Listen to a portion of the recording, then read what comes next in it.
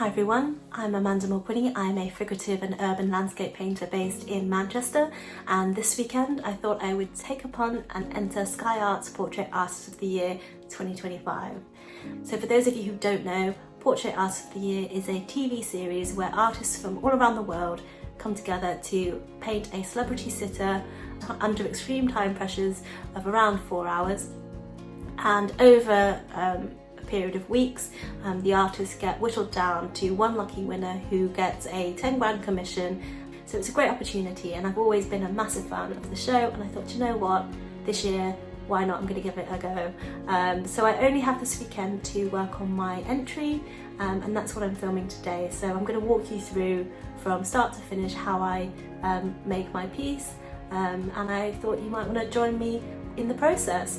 So keep watching, wait till the end where I'll reveal the finished piece, and yeah, I'd love to know what you think. Alright, so let's dive into this painting.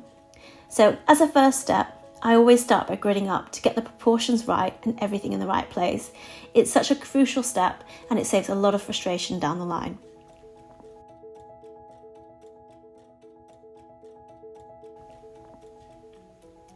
Next up, I'm just blocking in the main shapes. At this stage, I'm just focusing on the big areas of colour and not getting too caught up in the details.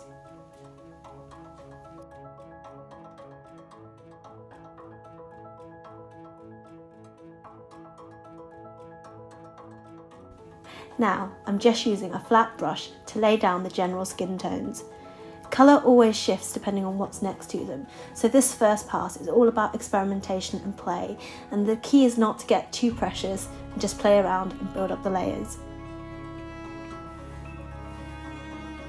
So fun fact, this reference was actually chosen by my Instagram followers.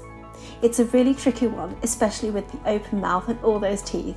Definitely not one for the faint-hearted, and definitely more of a challenge than I thought it would be. So at this point I realised the eye wasn't quite right. It was a bit too high up on the left, so I kept reworking it, and sometimes it takes a few tries to get everything looking balanced.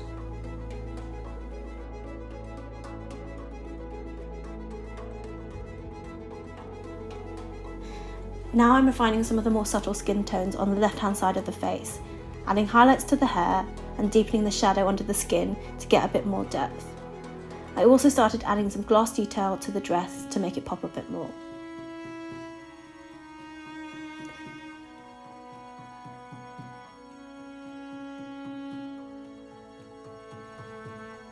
And now onto the exciting part, the background.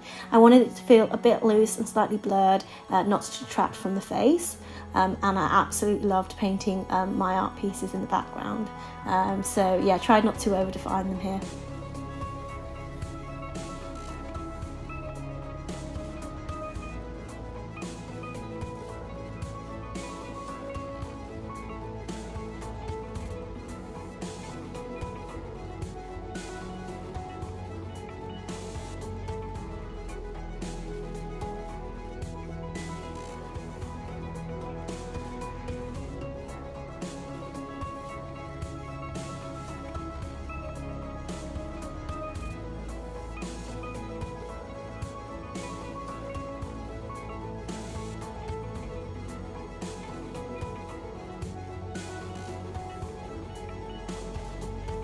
So that's it for this piece. So do let me know what you think in the comments below. And if you want to help choose my next reference, please do give me a follow on Instagram. It's at Amanda Mulquiney Art.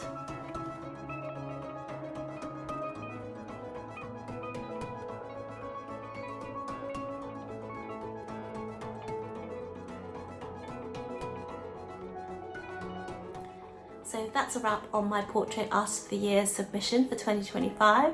I'd love to know what you think. Did you love it? Did you hate it? Do you think I should have stopped earlier, or should I keep going?